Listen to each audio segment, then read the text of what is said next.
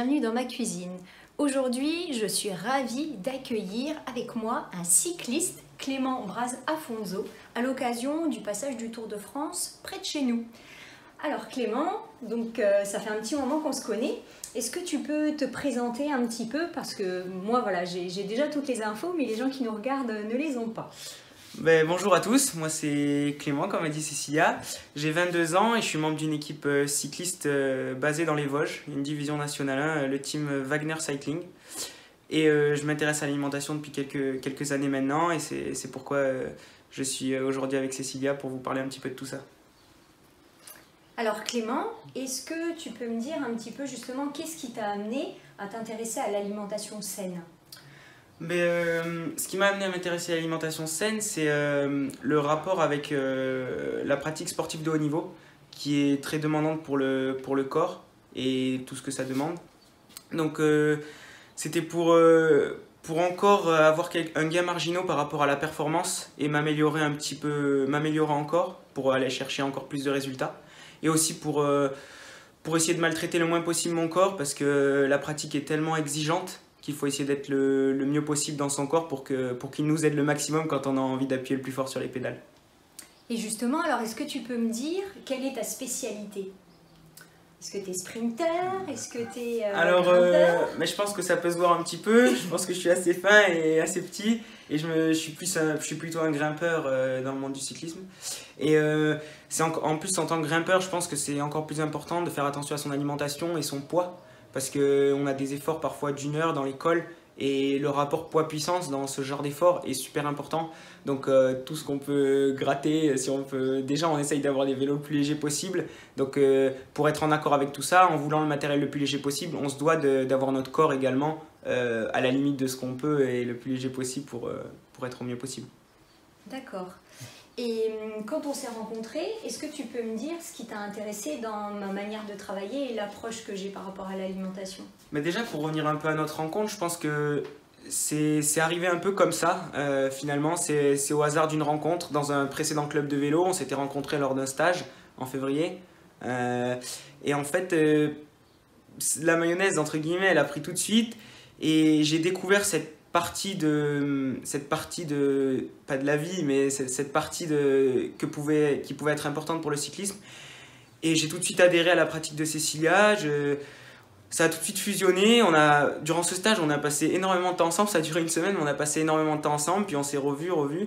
Et c'est comme ça que je me suis intéressé à l'alimentation pour tout ça. Précisément, est-ce que tu peux me dire quels sont les points stratégiques qui t'ont vraiment aidé?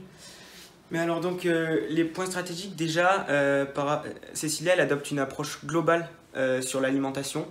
Donc il y a la partie alimentation, mais elle ne s'intéresse pas seulement à l'alimentation, parce que l'alimentation, on le sait, c'est quelque chose de très complexe. Et donc tout ce qui gravite autour, c'est-à-dire le mode de vie global de la personne, c'est important de l'adopter aussi. C'est-à-dire que moi, par rapport à ma pratique, en fonction des heures de sel que je fais sur la semaine, on avait adapté tout ça pour répondre au mieux à mes besoins. Et il y a par exemple, elle travaille en fonction des saisons, forcément. Les légumes choisis sont en fonction des saisons. Il n'y a rien qui est fait au hasard. Et elle travaille aussi sur le microbiote. Elle utilise aussi un outil qui permet de mesurer un petit peu toute la masse protéique du corps, l'hydratation cellulaire et tout ça. Et ça permet, moi, en tant que cycliste, et pour une personne aussi lambda, de voir si je ne suis pas en carence de certaines choses et ce que je dois améliorer, si par exemple je ne bois pas assez, si je ne m'hydrate pas assez. Et donc tout ça, ça permet d'adapter dans le bon sens pour aller chercher le meilleur compromis possible pour l'alimentation. Et donc justement par rapport à l'analyse de ta composition corporelle, est-ce que lorsqu'on a fait des mesures, lorsque tu nous as rendu visite, est-ce qu'il y a des conseils que tu as mis en application qui ont été bénéfiques ensuite dans ta pratique? Tout à fait, beaucoup de conseils mis en application, mais je vais en citer un en particulier. C'était tout simplement aussi le fait de s'alimenter suffisamment par rapport à ma pratique. Parce qu'on est habitué, quand on est jeune, à rester sur des bases qu'on a appris par rapport à nos parents et de manger un petit peu comme ça. Mais finalement, par rapport à ma pratique qui a tant évolué et à faire 15-18 heures de vélo par semaine, j'avais besoin d'ajouter de la calorie sur la journée et correctement de la calorie bien répartie entre les protéines, les lipides et les glucides pour pas perdre de masse musculaire. Parce que j'ai eu une période où je pense que j'étais un peu trop maigre et j'avais pas assez de masse musculaire par rapport à ma physionomie. Donc ça m'a permis d'adopter là-dessus. Et par exemple, récemment, on a détecté que j'avais une carence en fer aussi. Et donc on adapte pour essayer de refaire monter tous ces taux-là et de ne pas avoir de carence. Clément, je t'invite dans ma cuisine et donc je vais te montrer les petites recettes que j'ai prévues pour toi. Tu viens? C'est parti, allons-y. Et bien donc nous allons démarrer notre première recette avec Clément qui nous rejoint et qui s'est changé pour pouvoir cuisiner avec moi. Donc Clément, je vais te proposer de te préparer des petits biscuits qui vont être cuits au four et qui pourront te servir à la fois pour le petit déjeuner ou bien même à la rigueur pour un petit goûter plutôt à base de protéines et de bonne graisse. Alors pourquoi j'ai choisi cette recette? C'est parce que je sais que tu aimes bien les flocons. Et donc je voulais te proposer deux recettes, donc une que l'on va cuire et une justement qu'il y aura juste à laisser reposer au réfrigérateur. Donc là je vais te proposer de pouvoir faire la recette à ma place, ça va changer un petit peu d'habitude. Alors tu vois en plus là j'ai une petite protection, un petit ciré, j'en ai parlé la dernière fois dans ma précédente émission. Et justement vu qu'on est en train de parler du Tour de France, j'en ai un avec des vélos, donc il est assez sympa. En effet, Cécilia elle me connaît super bien, c'est vrai que j'adore les flocons. Et le petit-déj aussi, c'est un repas hyper important pour moi de la journée avant d'aller m'entraîner. Donc c'est top de faire des petites recettes pour le petit-déj. Et bien donc Clément, je te propose de pouvoir mettre l'ensemble des ingrédients dans le saladier que je t'ai mis ici. Donc on va commencer avec des flocons d'avoine. Alors ceux-là, je les ai choisis sans gluten parce qu'effectivement, il existe deux versions. Les flocons d'avoine classiques et la version sans gluten. Alors comme vous le savez, à présent vous me connaissez, je suis hypersensible au gluten et donc ça permet aussi de pouvoir vous donner l'information pour les personnes qui sont comme moi, qui ont des problèmes de digestion avec cette céréale. Et oui, si tu ne la connaissais pas, ça te permet de la faire découvrir.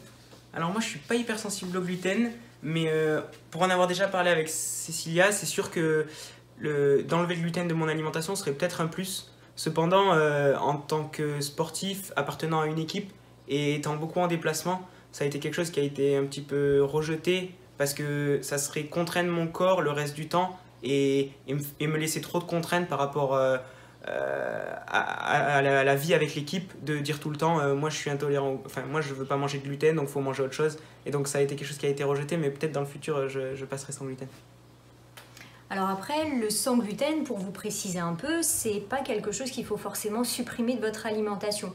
Mais il est vrai que bon nombre de personnes aujourd'hui souffrent de ballonnements, de troubles digestifs qui sont divers et variés. Et en modifiant un petit peu la fréquence de consommation du gluten, en tout cas des aliments qui contiennent du gluten, on peut constater une amélioration de ces symptômes. Donc c'est vrai que dans le cas de Clément, lorsqu'on est en société très régulièrement, qu'on est aussi amené à manger au restaurant et en dehors de chez soi, c'est pas toujours facile de pouvoir l'éviter parce qu'en plus il se cache dans de nombreux aliments. Mais par contre, quand on est à la maison, eh bien, on peut justement faire en sorte de le réduire et de voir justement si on a un meilleur confort digestif. Donc le premier ingrédient de nos petits biscuits, ça va être donc des flocons d'avoine. Ensuite, tu as de la poudre d'amande, donc tu vas pouvoir verser l'intégralité du verre à l'intérieur. Alors au niveau des quantités, alors Clément, je ne sais pas si tu connais ces petites cups. Alors j'en avais déjà entendu parler, mais c'est vrai que je n'ai jamais utilisé ces cups. Alors c'est assez pratique lorsqu'on n'a pas de balance culinaire pour justement faire des mesures assez précises entre guillemets, c'est-à-dire une cup, tu la remplis jusqu'à ras-bord. Et donc ça te permet justement d'avoir des mesures un petit peu équivalentes. Et là dans cette recette-là, tous les ingrédients, la majorité des ingrédients que tu vas mettre, c'est un quart de cup, sachant qu'une cup complète, elle va faire 250 ml. Alors vous trouvez ces ustensiles aujourd'hui un petit peu partout dans les magasins, mais si vous avez une balance culinaire, je vais vous noter bien sûr les quantités pour que vous puissiez peser.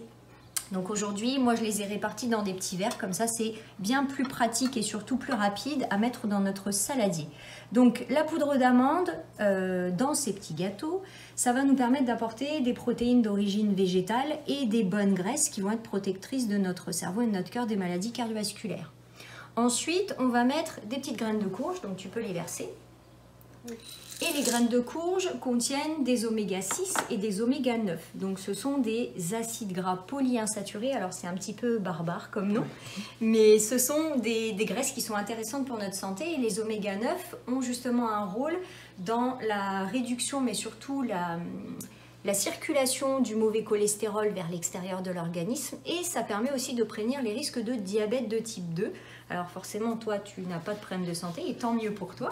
Mais pour les personnes qui ont peut-être éventuellement du diabète ou même qui sont proches du diabète, parce que parfois quand vous faites votre prise de sang, votre médecin vous alerte et vous dit attention au niveau du sucre, eh bien il va falloir faire attention. Et les graines de courge, mais finalement toutes les graines, et toutes les noix oléagineuses contiennent d'ailleurs beaucoup de fibres qui ont aussi un rôle de pouvoir faire partir le cholestérol et surtout de capter le sucre pour pouvoir l'éliminer de l'organisme. Et si je peux rajouter quelque chose, ces graines pour moi sont très intéressantes parce que comme les graines de tournesol, les graines de courge et aussi toutes les huiles végétales dont on dispose, on peut avoir suffisamment des oméga 3, des oméga 6, des oméga 9 qui nous évitent de nous complémenter, parce qu'on sait que dans la société aujourd'hui, on peut se complémenter avec énormément de gélules et tout cela, mais on peut aussi le trouver dans l'alimentation tout simplement. Et c'est ce que je recherche avec Cécilia, et ce que j'aime dans son approche, c'est qu'on essaye de trouver tout ce dont le corps a besoin dans l'alimentation et de prendre le moins de complémentation possible, à part quand on est en carence forcément, parce que le sport que je fais me demande énormément d'efforts, et on a vu, comme le fer et tout ça, que même avec une alimentation, on n'arrive pas forcément à avoir un taux de fer assez haut. Mais pour tout le reste, on essaye au maximum d'utiliser l'alimentation pour tout ça. Ok, donc c'est parfait. Alors ensuite, tu vas pouvoir mettre des amandes effilées. Donc ça, de nouveau, ça va nous apporter des protéines végétales qui vont être rassasiantes. De nouveau, des fibres. Ensuite, tu vas pouvoir mettre... Alors là, j'ai choisi des graines de sésame noires, mais il en existe d'autres couleurs, hein, des blondes également. Donc là, tu peux les verser aussi. Donc toutes ces petites graines vont nous apporter à chaque fois des protéines et des graisses, donc des oméga 3, 6 ou 9, pour justement huiler toute la tuyauterie, donc à la fois au niveau de notre cerveau mais aussi de notre cœur. Ensuite, tu vas pouvoir ajouter des graines de chia. Alors les graines de chia sont intéressantes parce qu'elles contiennent des oméga 3, donc là ce sont les seules graines qui vont nous apporter une belle quantité d'oméga 3 dans nos petits biscuits. Alors de préférence, mais je ne l'ai pas fait pour cette préparation, vous allez comprendre pourquoi. Normalement, il faut les moudre, les graines de chia, pour que vous puissiez absorber correctement les oméga 3 et le calcium végétal qui est à l'intérieur. Là, je ne l'ai pas fait tout simplement parce qu'on va mettre un liquide dans notre préparation pour que les graines de chia puissent s'amalgamer et donc nous aider à former nos petits gâteaux, puisque comme vous pouvez le voir, dans les ingrédients que j'ai ici, il ne va pas y avoir de liquide à part mes deux éléments sucrants. Donc je vais avoir besoin finalement d'un agglomérant, voilà, pour que vous puissiez comprendre un petit peu. Et en plus, la quantité d'œufs est relativement faible puisque pour toute cette préparation-là, on aura seulement un œuf. Pour apporter de nouveau des fibres dans nos petits biscuits, j'ai choisi de mettre des raisins secs. Alors en plus, tu sais, je pense Clément, que les raisins secs font partie des aliments les plus alcalinisants pour notre corps. Donc c'est la raison pour laquelle je les ai choisis, puis ça va nous apporter une petite note sucrée. Ensuite, on va mettre, donc ça c'est juste pour le plaisir, des pépites de chocolat noir. Donc là, tu peux les verser. Alors dans notre recette, on peut d'ailleurs en mettre autant qu'on veut. Alors là, j'ai quand même été assez raisonnable et donc j'ai mis l'équivalent de ma petite cup, donc ça fait à peu près 25 grammes. Ensuite, on va ajouter un petit peu d'épices. Donc là, j'ai choisi la cannelle, mais on pourrait mettre également toutes les épices à pain d'épices pour pouvoir donner du goût à nos petits gâteaux. Ensuite, on va mettre un sucrant. Alors, on va choisir cette cup ici et on va faire un petit mix de sucre. Donc, on va mettre à la fois du sirop d'érable et du sirop d'agave. Et je remplis la cup jusqu'en haut. Alors oui, tu vas mettre moitié de sirop d'érable. Donc le sirop d'érable apporte un petit peu des notes réconfortantes. Et au niveau de la quantité de sucre qu'il y a à l'intérieur, il faut que vous fassiez attention quand vous lisez la liste des ingrédients derrière, puisqu'en fonction de votre sirop d'érable et surtout de la couleur, vous allez avoir plus ou moins de sucre. Et donc, plus le sirop va être foncé, mais ça c'est pas obligatoire, mais en tout cas plus il est foncé, plus il va être concentré en sucre. Cependant, celui-ci, vous voyez quand même qu'il est assez foncé.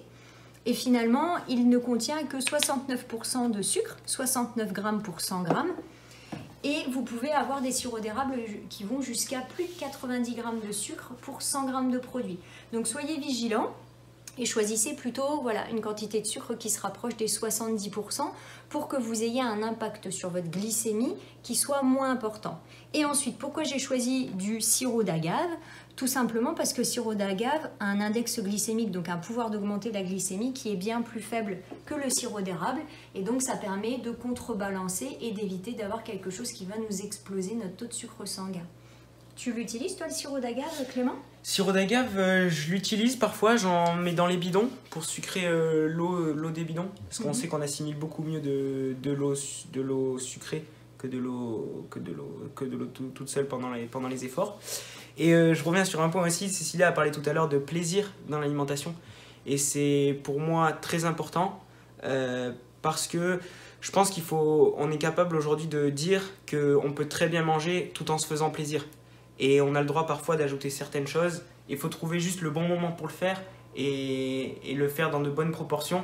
Mais de toute façon, une nouvelle alimentation et un changement d'alimentation ne peut pas marcher en enlevant du plaisir. Parce que si vous enlevez du plaisir, vous allez tenir quelques temps, mais ensuite vous allez craquer. Donc aujourd'hui, le but a été de trouver le bon équilibre dans ce plaisir et de prendre du plaisir aussi dans des choses qui sont saines. Et ça c'est possible et c'est ça qui est bien. Bien, donc je te remercie Clément parce qu'effectivement, souvent, au départ, les gens peuvent avoir des préjugés et ils peuvent se dire que manger autrement, ça ne va pas avoir de goût, ça va être fade. Alors que finalement, quand vous consommez des aliments qui sont bruts, donc non raffinés, vous allez avoir un goût qui sera plus prononcé et finalement, vous n'aurez pas besoin d'en manger beaucoup en quantité pour pouvoir rassasier votre palais. Donc Clément, tu vas pouvoir mettre le sucrant. Donc c'est ça aussi qui va agglomérer nos petits biscuits. Donc ça va être la partie liquide. Alors tu peux utiliser la spatule pour pouvoir vraiment bien racler. Hop, j'écoute les conseils.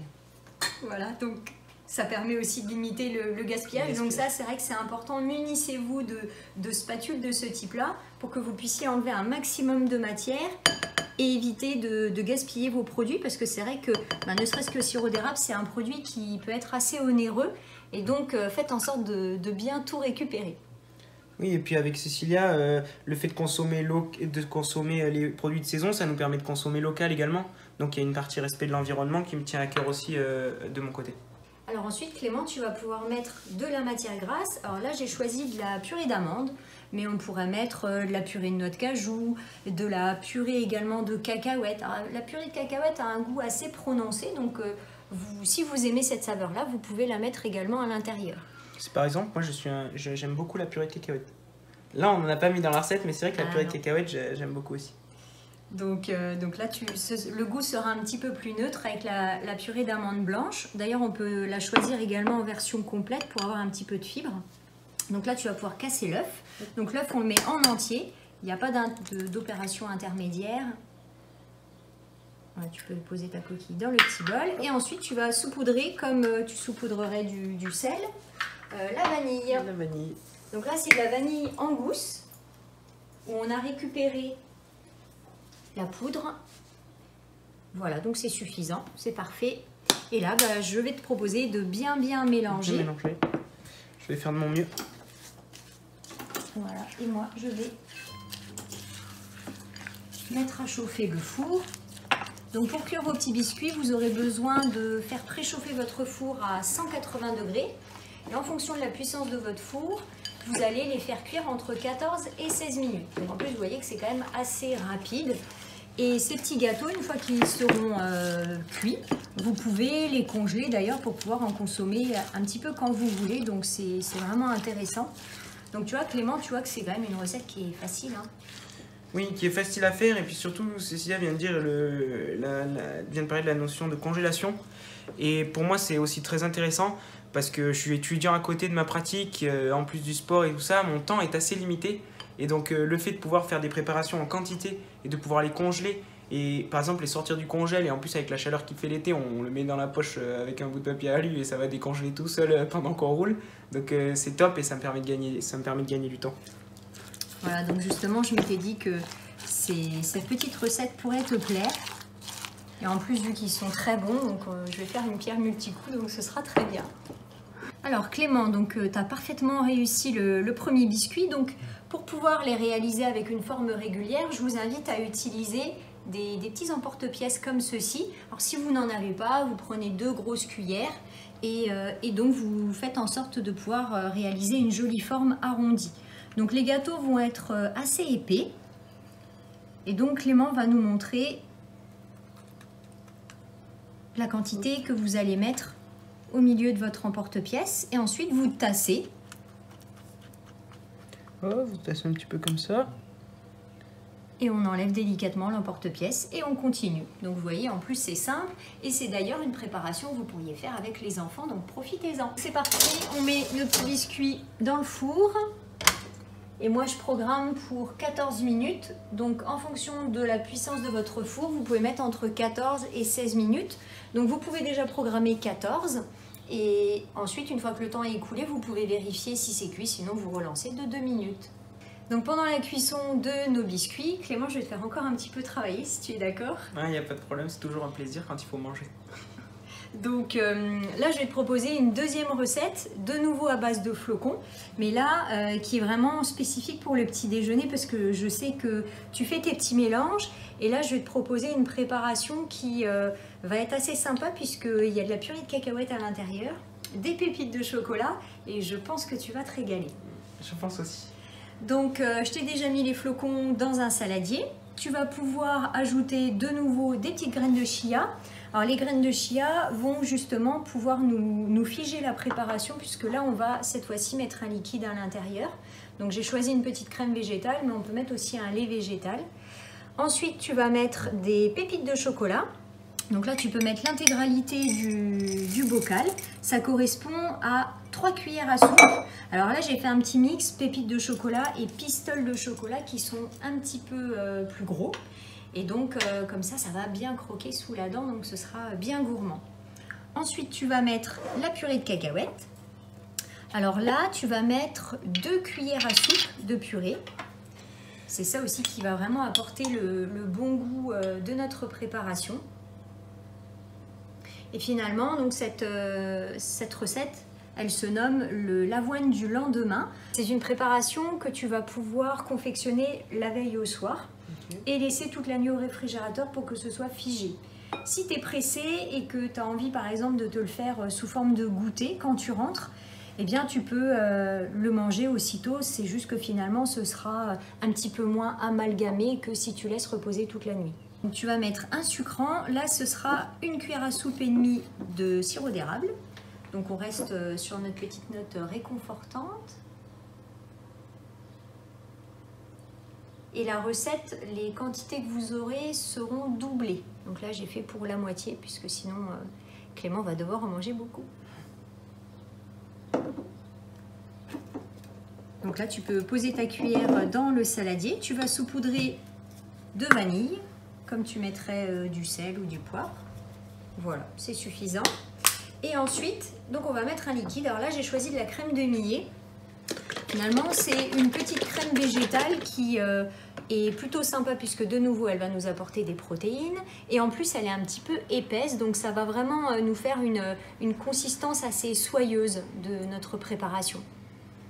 Et là, tu peux mettre la briquette complète. D'accord. En fonction des quantités initiales, vous allez pouvoir mettre l'équivalent de la briquette complète, c'est-à-dire 200 ml de crème, parce qu'elle est quand même assez épaisse. Donc là, tu vas pouvoir mélanger. Et ensuite, donc, soit on peut mettre directement dans une coupelle, ou soit tu peux laisser dans le saladier comme ça plusieurs heures. Donc il faut laisser au minimum 2 heures pour que ça puisse se figer et que les petites graines de chia justement puissent former un gel. Et donc à vous de voir au niveau de la présentation ce que vous préférez. Donc aujourd'hui, c'est vrai qu'il y a beaucoup de bocaux ou de boîtes, les bento justement pour emporter au travail, à l'école. Et c'est vrai que c'est bien pratique. Si vous préparez tout ça le soir, et bien moi le matin, hop, vous avez juste à prendre et à partir. Donc c'est quand même assez pratique. Magnifique. Vous tassez bien.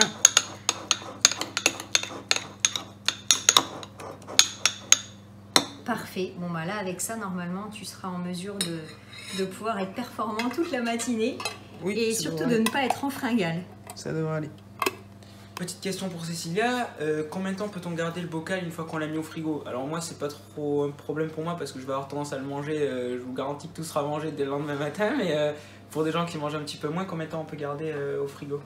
Bien, dans l'idéal, il vaut mieux que ce soit sous 2-3 jours parce qu'au bout d'un moment, votre préparation va coller et finalement, même vous n'aurez plus envie de la consommer. Donc voilà, faites en sorte de ne pas dépasser 3 jours. On va poursuivre avec notre troisième recette. Alors, je sais que en théorie, une fois qu'on a fini un entraînement intense ou même une course, la première demi-heure après l'activité physique, c'est la porte ouverte entre guillemets pour pouvoir recharger les glucides. C'est bien ça, Clément?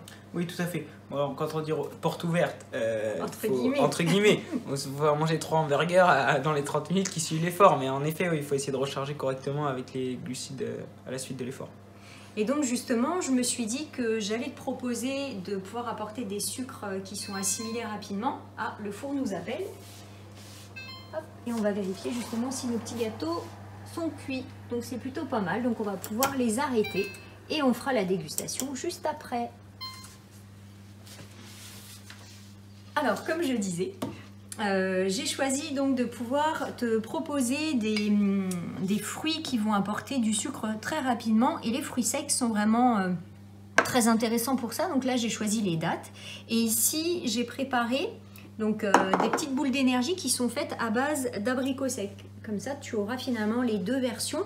Donc, c'est quelque chose qui est très facile à préparer puisque finalement, tu vas mixer des fruits secs avec un petit peu de poudre d'amande, donc ça va quand même apporter des protéines et des bonnes graisses, donc c'est malgré tout intéressant. Et on va mettre un petit peu de liquide pour qu'on puisse justement façonner nos boules et ensuite on va les rouler dans de la noix de coco. Donc ça c'est aussi pour éviter que ça colle entre vos doigts lorsque vous allez les prendre. Et Cécilia dit pour après l'effort, mais moi je vais demander à Cécilia parce que je vois une autre possibilité avec ces petites boules d'énergie, c'est pendant l'effort aussi. Je sais pas ce que tu en penses Cécilia, mais je pense que ça peut être intéressant aussi pendant l'effort parce que je connais pour pas citer des marques de préparation de barres énergétiques qui proposent des boules d'énergie comme ça et qui vendent ça à un prix exorbitant alors que finalement ça va, on met juste un fruit sec avec de la poudre d'amande et on peut les faire nous-mêmes surtout. C'est ça. Alors c'est vrai que pendant l'effort, là il faut vraiment normalement avoir que du sucre, hein, si tu peux me confirmer. De préférence, pas trop de protéines et de graisse parce que sinon on est quand même en période de digestion et ça te fait consommer de l'énergie inutilement. Ouais, mais je pense que c'est intéressant aussi sur des sorties peut-être un peu plus longues, Ah oui. où on est en endurance, où on brûle plus de la calorie plutôt qu'on va taper dans les glucides, que des glucides directement. Je pense que ça peut être intéressant de prendre ce genre d'apport aussi. Bon, bah donc ce sera l'association idéale. Donc c'est vrai qu'en plus, hein, on voit bien que ça ne colle pas entre les doigts. Et alors, ce que j'ai fait aussi et qui peut être utile pour toi, c'est que tu en fabriques en grande quantité et tu les mets au congélateur, puisque là, je les ai mises au congélateur. Et tu vois que finalement, en 1 heure de temps, c'est déjà consommable. Donc c'est quand même assez pratique. Et puis après, comme elle a dit Cécilia, je pense que faut savoir ce que vous êtes capable d'assimiler pendant votre pratique sportive, ce que vous digérez bien, ce que vous digérez pas bien. Et de toute façon, établir un fonctionnement alimentaire, c'est au cas par cas. Moi, je sais que je suis quelqu'un qui digère à peu près tout sur le vélo. Donc, il n'y a pas de problème de ce côté-là. Je sais qu'il y a des gens qui, s'ils mangent également que du sucre, ils ont l'estomac en vrac. Donc, ils essayent de manger un peu de salé sur le vélo. Donc, c'est vraiment propre à chacun et il faut trouver son équilibre soi-même. Et bien donc nous avons terminé nos fameux biscuits. Alors là ils ne sont pas tout à fait refroidis, mais en tout cas vous allez pouvoir passer ensuite une spatule pour pouvoir récupérer donc vos biscuits. Alors vous voyez qu'ils sont quand même en plus bien gros. On a donc nos petites boules d'énergie à base d'abricots et à base de dattes. Et enfin notre avoine du lendemain. Alors Clément, est-ce que ces recettes t'ont plu et surtout est-ce que ça te tente de pouvoir les refaire à la maison? Toujours convaincu par les recettes. Maintenant, il faut toujours trouver le petit temps pour les faire.